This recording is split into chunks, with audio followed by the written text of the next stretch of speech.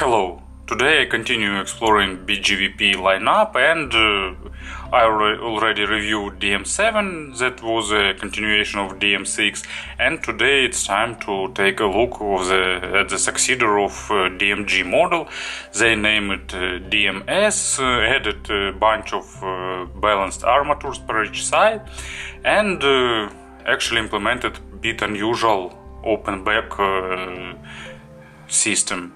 So price is about $150–160. Links will be in the description, and actually I think that price will decrease in future because DMG also appeared on different sales and with different discounts, but probably that's all what I have to say. Let's have a closer look. Box is traditional for the BGVP. It's black cardboard sleeve and recycled cardboard box inside. On the back panel there are technical specifications, so 1 dynamic driver and 6 balanced armatures, more than 110 decibels of sensitivity and 12 ohm of impedance. So they are a bit sensitive and low impedance, so you have to choose source carefully. So they are not super noise speaking, but blacker background would be really a good plus. Inside everything is pretty similar to the DM7, for example. They're using same organization of internal space. So as you can see, 2 sets of silicone tips, 3 tips in each set, pair of foams, earphones themselves,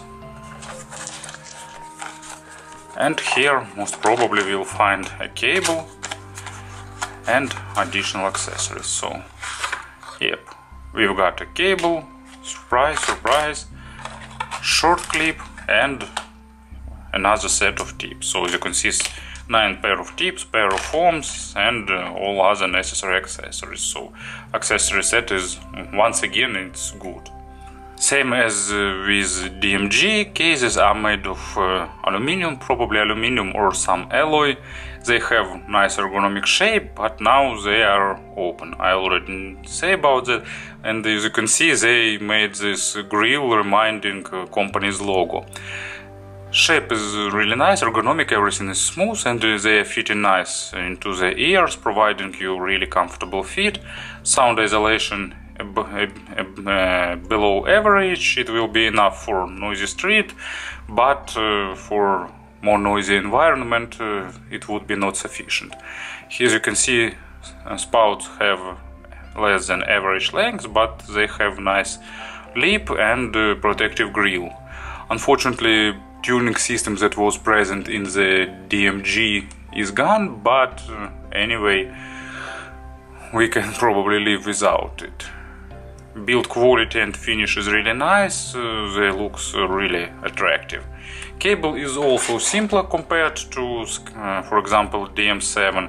It's a pretty basic cable, but it has good connectors, and at least it's more or less comfortable. It has color coding to distinguish earpieces left from right, and same ring is present on the earphone itself.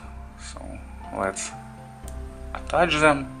Nice. Here's ear hook and simple cable and silicone isolation. It goes way down to the splitter. Here is chin slider. Cable is a bit prone to microphonic, but because of these ear hooks you won't have a lot of microphonic.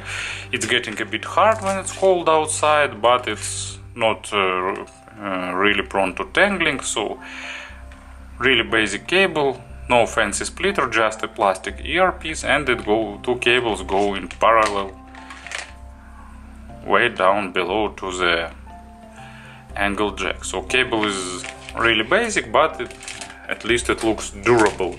And besides the cable, earphones themselves are built really nicely and it looks really attractive. And of course about the sound. They require a bit of burn-in, like 6 or 7 hours will be sufficient. After that sound settles, and as usual they require proper tip selections to find the better sound and best fit into your ears. And let's have DAP on the table, and we can proceed to the sound. Of course, the most logical reference point for describing new BGVP hybrids will be their previous model DMG. So for me, DMG sound with accented low frequencies and pretty natural mids and treble. While this model has less bass, it's still pretty deep and pretty impactful, so it's a dynamic driver doing its best. Of course, don't expect the balanced armature model's resolution, but still resolution is pretty nice, as well as layering and all other related stuff, but of course it has more weight and it's more linear. Comparing, for example, with DM7, DM7 has mid-bass accent and those don't have mid-bass accent, they have pretty linear low frequencies.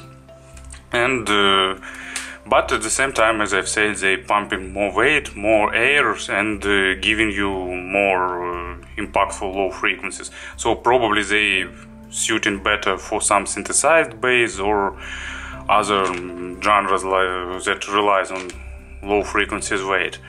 And as an example, I've got classical track by Queen. It's another one, Bite the Dust.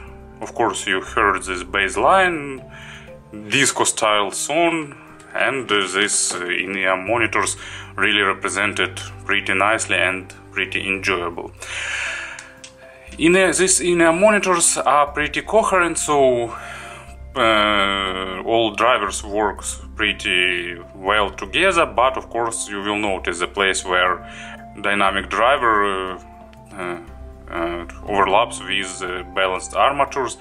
It's on the lower mids and it has a bit noticeable drop off. Besides that part, mids are pretty linear, they have normal resolution, they tuned to be a bit on the warmer side, but at the same time they have normal resolution. They don't going into micro detalization like some balanced armature models, but it's still pretty enjoyable, but tuned a bit on the warmer side. So it's kind of popular the tuning that is popular recently, a bit warmer balanced armatures. They are good in representing emotions, they have decent weight, so you will have weighty vocal, nice instrument bodies, and so on and so forth. Imaginary stage is a bit above average in width and about average in depth, but layering is pretty nice. And also what is a bit unusual, they are extending imaginary stage in depth, so they're giving you extra depth, even if it's not present in the record. And as an example for the mids, I've got this piece. It's Jethro Tull, a passion play, scenario, nice guitar, vocal. It requires pretty good resolution to represent all these nuances typical for the good acoustic recording, and these in-ear monitors will give it to you. And in terms of treble, they have pretty normal extension, of course not as good as DM7 for example, but a bit better than DMG as another example and a reference point. Of course they are lacking a bit of resolution and a bit of neutrality. They have a slight peak, but they are not crossing the line of being super sharp or super sibilant, so for me they are still on the acceptable level, but of course it depends on your tastes. So if you are treble sensitive, they will probably sometimes could be too much for you. Extension is average, so they're not super extended, but it's not sufficient enough for almost all genre and styles, so they're doing their job in balancing low frequencies pretty nicely. And as an example for the treble, I've got really great guitarist from Serbia, Maxim Micic, and his album Bilo 2.0. I really like this track. It's really intense in terms of using different sound effects, and of course all that sound effects require good, really well extended treble, so these in-ear monitors give all that. So to summarize the sonic part, it's a bit warmer tuned hybrids with non-accented low frequencies. You know, it's pretty unusual when hybrids don't have accent on the low frequencies, but at the same time mid sounds on the warmer side. So not accented lows, but with a good dynamic driver weight, really musical warmer mids without going into micro detailization, and normal fine-tuned treble. In terms of source pairing, I prefer them with natural sources because of their warm nature, and M11 would be one of the greatest options for them, for example. Speaking about compressions, of course, most natural compression is DMG, but I already described the difference. DMG has more low frequencies and a bit less weight on the mids, while mids are a bit more resolving, so these have a bit different tuning.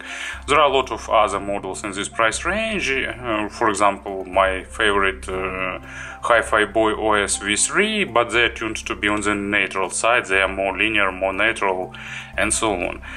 So I won't try to recall every single model in this price range, so if you are interested, as usual, feel free to ask me. If I will be able, I will say some words. So to summarize, unusual hybrids for those who like warmer mids, and with stylish shells, and really nicely done in terms of design and usability. Thank you for attention.